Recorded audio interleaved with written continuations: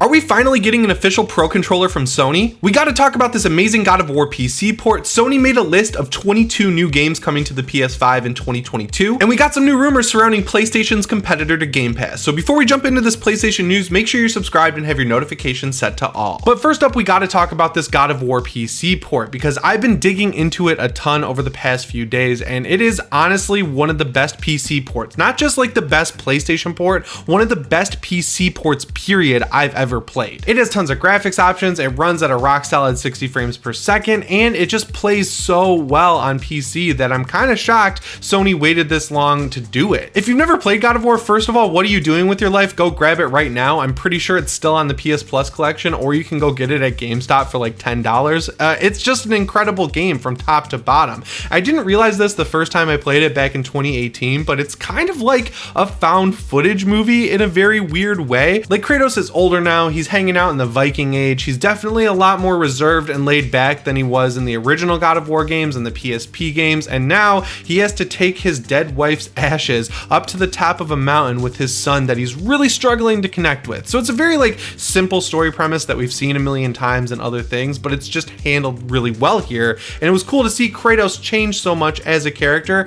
but then when things start really popping off, he's the Kratos we know and love. So watching him grapple with that was really cool. And thankfully, even though the perspective of the camera changed from really like over the top with fixed camera angles to behind the shoulder, literally like there's a cameraman holding a camera that he's aiming at Kratos. Like if you have Kratos stand still, the camera like moves and bobs like it's a handheld camera, and during the cutscenes, there's no like cuts. It's all one take, like a really good movie, like my favorite sequence in the original Halloween and Halloween 2018. It's all one take from a literal camera guy holding this virtual camera, and I don't think I've ever really seen many games do that other than like Dead Space 1, and it always is so cool. I'm sure it's a ton of work, but it really pays off here, especially in God of War. And the combat does not suffer at all from this perspective change. It feels vicious, it feels gory, it feels brutal, it's very violent. They of course have Kratos not really fighting as many humans as he did in the old games, but it's like these Draugr that erupt in lava when you kill some of them. There's like frost guys that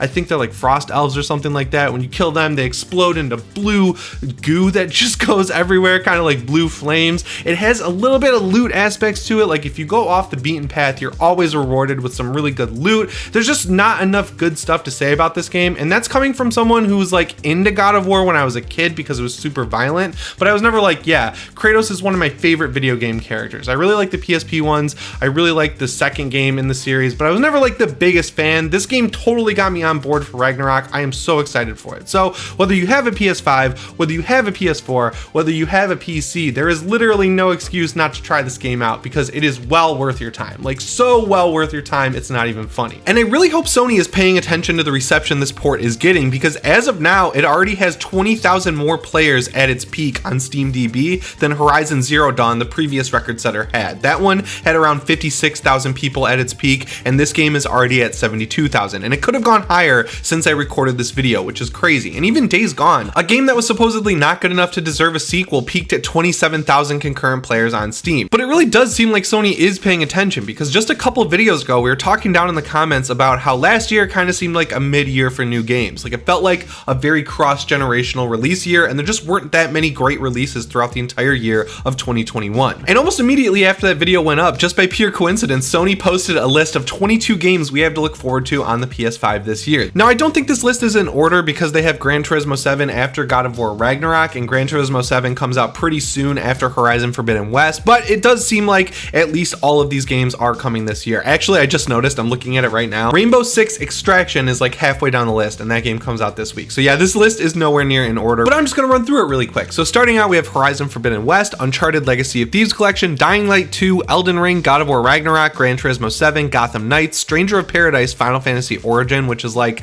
a Dark Souls version of the original Final Fantasy. I'm actually pretty hyped for that one. Ghostwire Tokyo is a weird one because it's another game that's being developed by Xbox as a PlayStation 5 timed exclusive. That's gotta burn just a little bit over there at Tango Gameworks. Tiny Tina's Wonderlands, which I'm not super excited about. I'm kind of like Borderlands out at this point. We've got Tom Clancy's Rainbow Six Extraction. I might check check that out just because it's like a horror Left 4 Dead style game with Rainbow Six mechanics that just sounds pretty cool to me. I'm definitely checking out Suicide Squad Kill the Justice League. I'm watching Peacemaker right now on HBO Max, and that show is incredible. You should definitely watch it if you have not seen it. And last video, someone asked me in the comments to check on the cat game Stray. I did check on it, and it looks like it's officially coming this year because it's on this list of Sony's games that are coming in 2022. So we shouldn't have to wait too long to check it out. Salt and Sacrifice, Little Devil Inside, Sifu, Oxenfree 2, Chia, Babylon's Fall, Forspoken, and Lord of the Rings Gollum. Now, of course, any and all of these games could get delayed at any moment, but God of War Ragnarok is really standing out to me. I'm really excited for that, and this is just overall a really solid list. I mean, like, some of these games seem like Game of the Year contenders, and I don't know, there's not a lot of stuff that I'm not excited to play, which is good, because last year I was like looking at the release calendar and I was like, whoa. While I've been playing God of War on PC, I've also been revisiting Horizon Zero Dawn. That game is just so good. I am very excited for Horizon Forbidden West. The thing I hope they really clean up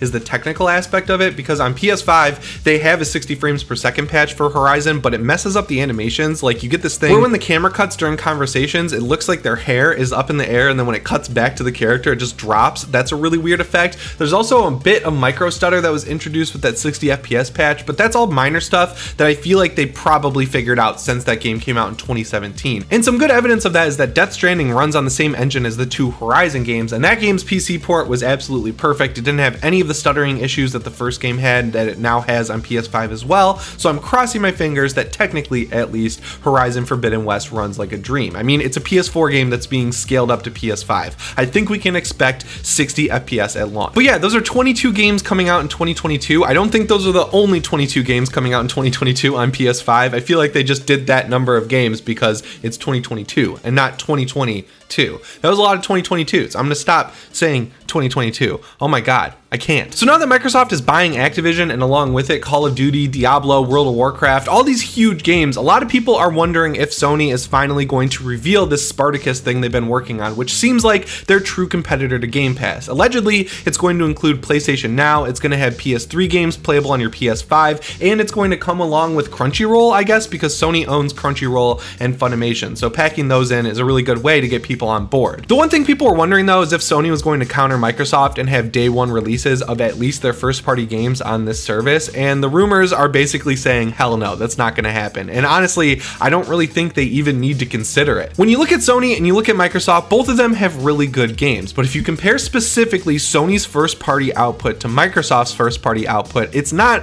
really even that close in terms of overall quality. It's very rare that a PS5 or even PS4 game comes out and doesn't run at least very well on one of their consoles. I mean, Days Gone was a great example of a game that was a rare game that came out on a PS4 as a full-on AAA exclusive and didn't run immaculately. I think that's why it got hurt so bad in the reviews, because the reviewers didn't have the day one patch that fixed a lot of the issues with the game. But even then, it wasn't up to the same technical standards of most Sony games. I mean, even now, the way Horizon Zero Dawn runs with that little bit of micro stutter and those hair effects that I was talking about, it still runs a lot better than 99% of the games I'm playing from third-party developers, or honestly, even on Xbox. So I have an Xbox Series X. I also play on PC, as you guys know, and Halo Infinite was a game I really wanted to try out. When I was a kid, I was a big Halo fan, but I decided to jump back into Halo because I have Game Pass, I have a pretty beefy PC. There's not a lot of reasons not to play it at that point, and it seemed like they were going back to what I liked about Halo 1. And for the most part, I think they did a pretty good job, but there's two areas where I don't think that game is anywhere close to Sony's standard of quality. The first one is with microtransactions. The microtransactions on the multiplayer store are ridiculous. Like, even when you compare them to the Eververse store on Destiny, they're insane.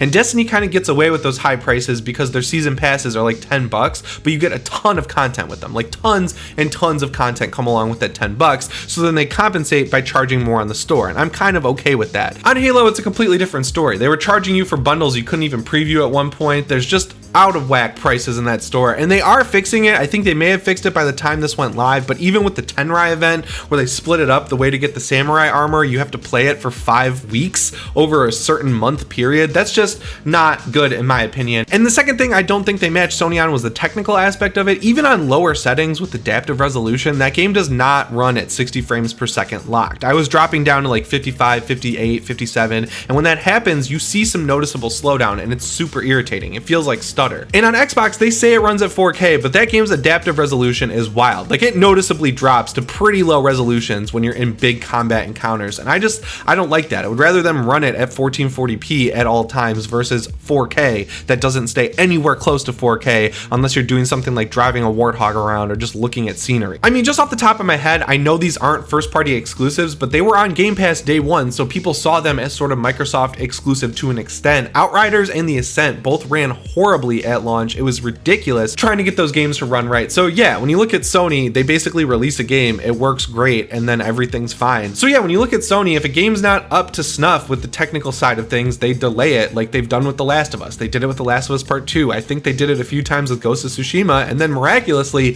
when you get the game on day one, it just works, and it's awesome. So I don't think Sony really even has to consider making their games day one on Game Pass because they're high quality games that they know people will pay for. I mean, when you look at the Xbox side of things, you can go to the store right now and walk out with a Series S, and it's not as hard to get a Series X, and if it is, it's because Microsoft isn't making as many of them, and they're putting them in their Blade servers that they use for xCloud gaming. I mean, there have been tons of rumors about that. The PlayStation, on the other hand, Sony literally cannot make enough of, and I think there's a difference there because both versions of the PlayStation 5 run the same games. Like, the discless version is just a disc version without a disc drive, but still, that console, as soon as it goes on sale, it sells out immediately, like immediately. So yeah, to look at like superhero films as a metaphor, I don't know if this is a good metaphor. I kind of see Sony as Marvel from the standpoint that they're really hard pressed to not put their movies on Disney Plus day one. If they do, they charge like $30 for it, whereas Warner Brothers put all of their DC movies, hell, they put all of their movies on HBO Max day one because when they released them in theaters, people just didn't feel the urge to go see them. I mean, Suicide Squad, as much as I absolutely love that movie, it bummed me out that it didn't do well in the box office, but again, it's an R-rated movie featuring all new characters except for Harley Quinn. I can sort of see why it didn't do as well as the first one did. So yeah, for budget conscious gamers, that might be a little disappointing, but Sony kind of justifies their price tag for games in my opinion, and they put out a few games a year, and you can always just wait a little bit, right? Like